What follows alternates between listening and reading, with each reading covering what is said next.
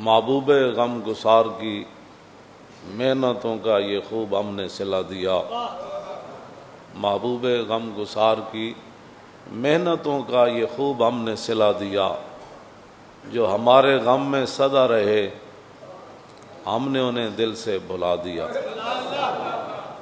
تیرے حسن خلق کی ایک رمق میری زندگی میں نہ آ سکی، تیرے حسن خلق کی ایک رمق میری زندگی میں نہ آ سکی، اور ہم اسی میں خوش رہے کہ شہر کے در و بام کو سجا دیا۔ ہم اسی میں خوش رہے، ہم تیرے سور و بدر کے باب کے ورق الٹ کے گزر گئے۔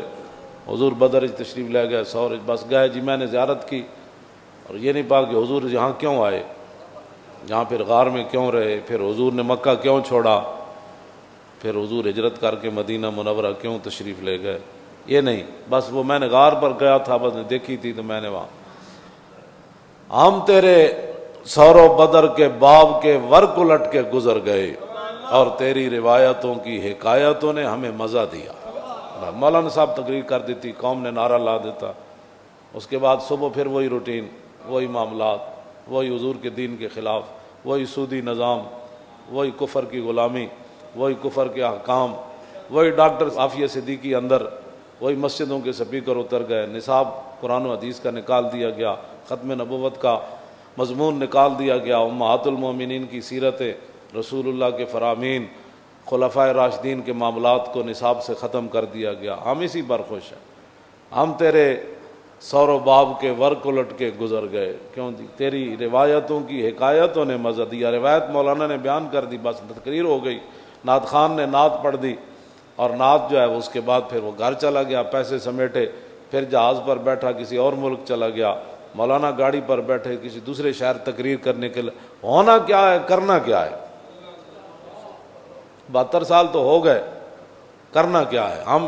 ہمیں تیری روایتوں کی حکایتوں نے مزہ دیا اور ہم تیری جالیوں کی مدحتوں میں مگن رہے۔ نعت خان نعت پڑھ رہا ہو، مولوی تقریر کر رہا ہو، پیر اپنی پیری چمکا رہا ہو اور کہے کہ میں اتنا قریب چلا گیا، میں اتنا جالیوں کے قریب چلا گیا، پھر قوم ایسے ہوتی ہے، اچھا، پھر آگے بڑھتے بڑھتے پھر وہ کہتا ہے میں نے پھر چوری ہاتھ لگا دیا، اچھا آپ نے پھر چوری ہاتھ لگا دیا مبارک جالیوں کو، پھر میں نے رومال لگا لیا، پھر آ کر یہ حکایتیں، یہ جناب باتیں آ کر یہاں لوگوں کو بتاتے ہیں۔ یہ نہیں بتاتے کہ جب میں رسول اللہ کے سامنے گیا تھا تو مجھے شرمندگی کتنی ہوئی تھی، کہ رسول اللہ تو اس دین کے لیے کتنے کتنے سفر کیے۔ ام المومنین سیدہ طیبہ طاہرہ حضرت عائشہ صدیقہ فرماتی ہیں رسول اللہ کا جو میرے گھر بستر تھا وہ تو تلائی کے اندر، گدے کے اندر کھجور کی چھال تھی، اور حضرت ام المومنین حضرت حفصہ فاروق اعظم کی صاحبزادی حضور کے نکاح میں ہیں، وہ کہتی ہیں کہ ہمارے گھر ایک ٹاٹ تھا، جب رات کو رسول اللہ نے سونا ہوتا تو میں اس کو دورہ کر دیتی تھی، ٹاٹ ہوا، اور کہتے ہیں ایک دن میں نے اس کے 4 تہ لگا دی تو صبح مجھے رسول اللہ نے فرمایا کہ آج آپ نے ٹاٹ کو 4 حصے کیے، آج مجھے سکون سے نیند آ گئی، ایسے آئندہ نہ کرنا۔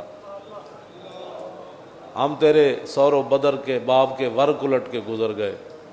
میں تو نہیں ویکھیا دنیا تو غریب بندہ بھی ہوئے تے او دے گھر جڑی تلائی ہوئے او دے کھجور بھری ہوئے تے جس میں مبارک ما مسست خزن ولا حریرن ولا شیئن کان الین من کف رسول اللہ۔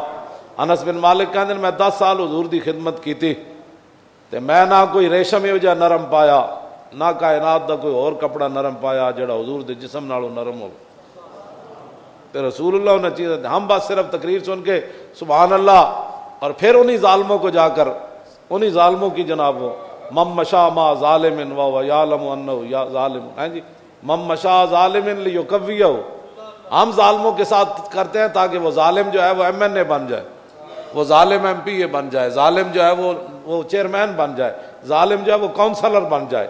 اور یہ حضور نے بات نہیں فرمائی کہ جو ظالم کے ساتھ چلے آ تاکہ اس کو مضبوط کرے، اس کو وزیر بنوائے، اس کو وزیر اعظم بنوائے، اس کو صدر پاکستان بنوائے، اونچے عہدوں پر لے جائے، اور اس کو یہ پتہ ہے یہ بندہ ظالم ہے تو میرے آقا نے فرمایا فقد خرج من الاسلام، فرمایا تو وہ تو خود بخود اسلام سے نکل گیا۔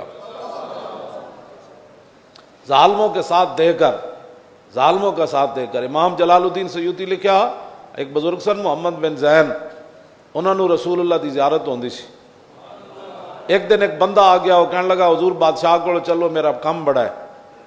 آپ چلے گئے تو بادشاہ ظاہر ویکھو ایڈا بڑا شیخ آ گیا, ایڈا بڑا بزرگ آ گیا, انہیں اپنی مسند چھڑ دیتی, انہیں محمد بن زین بزرگوں نے اپنے مسند تے بٹھا دیتا. ظاہر انہیں کام کی ہو تو ہزارہ کام کہندے تاں بھی انہیں کر دینا سی. بعد زیارت بند ہو گئی. امام جلال الدین سیوطی انہیں باقاعدہ پھر قصیدے لکھے, نعتاں عربی چ لکھیاں, روندے رہے حضور معافی, حضور کی ہو گیا. تو کہندے پھر اتنی گل امام جلال الدین سیوطی لکھی کہ دور کھڑے ہو کے حضور نے ایک دفعہ زیارت کرائی, فرمایا ہماری زیارت بھی کرتے ہو اور ظالموں کی مسندوں پر بھی بیٹھتے ہو. اور جو ظالموں کے ساتھ کھڑے وہ بھی شیخ المشائخ ہوتے ہیں, وہ بھی استاد العلماء ہوتے ہیں, وہ بھی شیخ ہوتے ہیں, وہ بھی فلاں ہوتے ہیں. جو ظالموں کے ساتھ کھڑے ہوتے, اور ایک طرف ختم نبوت کا پہرے داروں کا مارکا لگا تھا اور دوسری طرف ڈاکوؤں کا لگا تھا. ایک طرف ممتاز قادری کے حمایتیوں کا مارکا تھا اور دوسری طرف اس کو قاتل کہنے والوں کا مارکا تھا. تو قوم ظالموں کے ساتھ کھڑی تھی. اس میں چاہیے تو یہ تھا کہ یار ایک پرچی تو تھی یار, نہ مولویاں حضور دے نام تے جانا دینیاں تو بڑی دور والی بات ہے. قوم کہندی ہوئے نا اسی حضور تے ساری زندگی کہندے رہے کروں تیرے نام پہ جام فدا, سن دے بھی رہے, نعرے بھی لاندے رہے, اچھل دے بھی رہے. ہن تے یار مسئلہ آیا تے واقعی مولوی پہرا دے کے فیض آباد آئے. اے ایویں گپاں نے نہیں ماریاں, اے بھگوڑے نہیں ہیں, اے سمجھوتے کرن والے نہیں ہیں, اے لاشاں چک کے بھی لبیک دے نعرے لاندے رہے یار. ہاں جی توجہ توجہ توجہ. اے برسدیاں گولیاں وچ بھی تاجدار ختم نبوت دے نعرے لاندے رہے.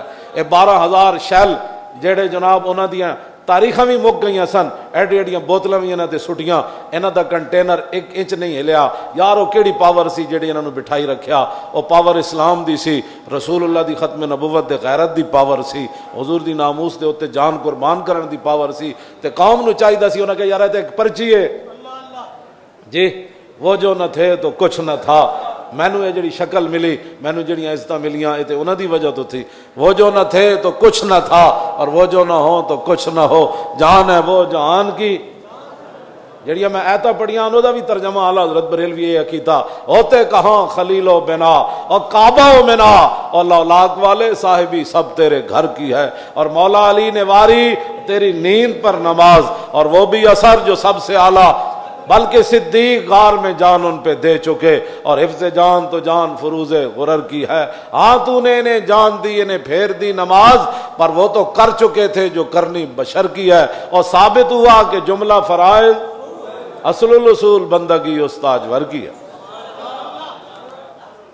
ہم تیرے مزار کی جالیوں کی مدحتوں میں مگن رہے, اور تیرے دشمنوں نے تیرے چمن میں خزاں کا جال بچھا دی. حرمین بھی بند کرا دیتے, آج عمرے بھی بند ہو گئے, مسیدیاں صفحہ بھی ٹوٹ گئیاں, قرآن بھی نہ پڑھے گئے, مدرسے بھی بند ہو گئے. ہاں تیرے دشمنوں نے تیرے چمن میں خزاں کا جال بچھا دی. تو اس کو بھی وہ تو پھر تعریف, تو وہ جالی مبارک کے ساتھ جو صرف روغن ہے نا, دنیا و مافیا اس کا مقابلہ بھی نہیں کر سکتے. ہاں میرا اپنا ہے, کیوں جی ایمان ہے, وہ جڑا نال روغن لگا نسبت بن گئی نا اس روغن تے, تو وہ تو گل ہی ہو رہی. اس کی مدحت دے نال اے بھی دسو کہ حضور دے دشمنوں نے شریعت اسلامیہ اور دین کے اندر کیا خزاں کے جال بچھا دیے, یہ بھی قوم کو بتاؤ.